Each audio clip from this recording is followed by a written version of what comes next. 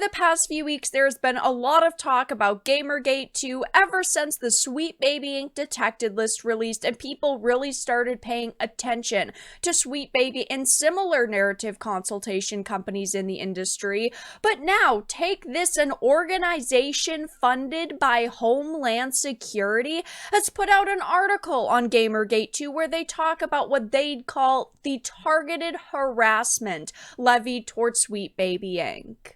I have a few things to show off, but before we get into the topic, if you enjoy the content I create, check out the links in the description, follow me on social media, and consider supporting through Patreon or via YouTube memberships. Now, of course, over the past few weeks, the media has been doing their very best to defend Sweet Baby Inc., and there are plenty of game developers out there as well saying Sweet Baby is the future of the industry and that companies like that need to be respected because they are just trying to change the industry for the better, or what they deem is the better. And because so many articles have come out, there is yet another from an organization called TakeThis. Now, of course, over the years, there have always been questionable articles posted to their website, but this new one really takes the cake because it talks about what they're calling Gamergate 2, but they are an organization, if you did not know, that is funded by Homeland Security. This is where our money is going. This work is made possible by a grant from the Department of Homeland Security. Out of everything money could go to, we now have plenty of articles from them on toxicity in the gaming industry and discrimination that happens. So, this article did really start to blow up basically as soon as it was posted, but it says responding to Gamergate 2.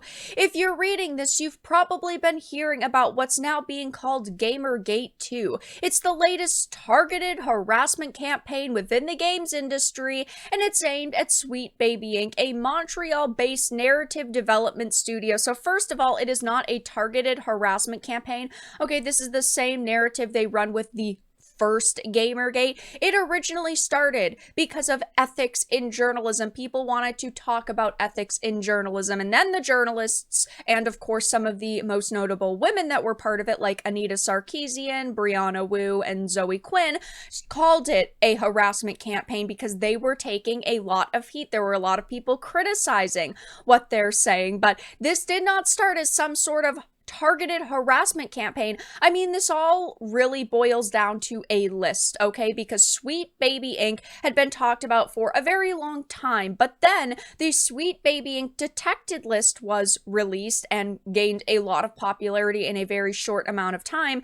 And then there were the Sweet Baby Inc. employees who were melting down over it, begging their followers to go and report Cabrutus Rambo over the list, and of course over the group that was made, which, by the way, when you're watching this tonight at 8 p.m. Eastern, I will actually have Cabrutus Rambo on the channel to talk about Sweet Baby Inc. and everything that's happened, but there was no targeted harassment campaign from the side of people who just wanted to be weary of Sweet Baby Inc. The targeted harassment campaign actually came from the developers and the journalists and the Sweet Baby Inc. employees who were trying to get people banned for simply having a list. You would think that this company would be fine with there being a list that compiles all of their work, because most companies view any press as good press, even if it's negative press, but that is not what happened here. But this entire article and every other article I've read from the mainstream fails to mention that this all began because of Sweet Baby Inc. employees attacking a singular person for making a list of their games. It says, Discord, Steam, and X have been the predominant platforms where the abuse and harassment has been taking place. In these spaces, lists of game studios, companies, and associated organizations are being circulated for targeting by members of the mob. Nobody is going and targeting these companies. People are simply trying to be more aware of the companies that they're supporting. Like, there, yes, are lists of narrative consultation companies within the gaming industry that are circulating because people deserve to know the companies that they are supporting and the individuals that they are supporting. Educated consumers are not bad consumers unless you're an educated consumer and they do not agree with the material you're educating yourself with.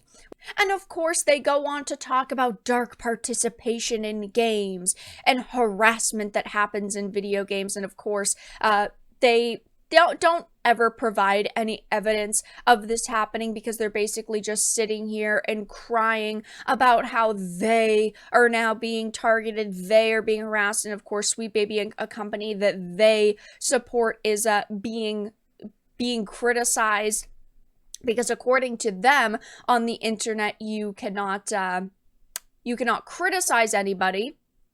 But this all really began because a woman named Dr. Rachel Cowart had actually posted a tweet on this. Now, there is no name on the actual article, the Gamergate 2 article. It just says by TakeThis. So one would assume that she probably ended up writing it, seeing as she is the one who posted it. We don't actually know though.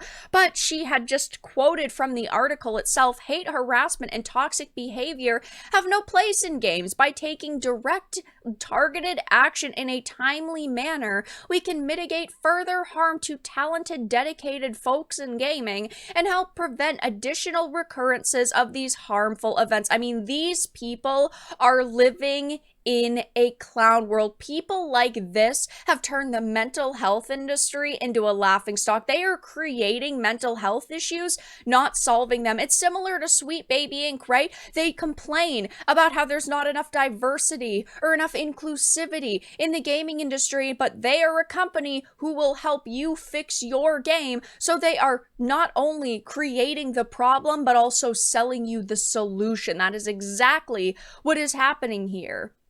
If you try to go to her X account now, she has protected her posts, and very soon after the initial tweet that she made did she protect her posts. These people cannot deal with criticism. If you are going to post something on the internet, that means anybody can go and screen cap it and retweet it and comment on the dumb take that you have. But to top all of that off, if you do not know much about TakeThis, let's just take a quick peek at their team list. It is an extensive list filled with pretentious assholes, but I decided to make a bit of a mega thread on X just so that we could see the highlights.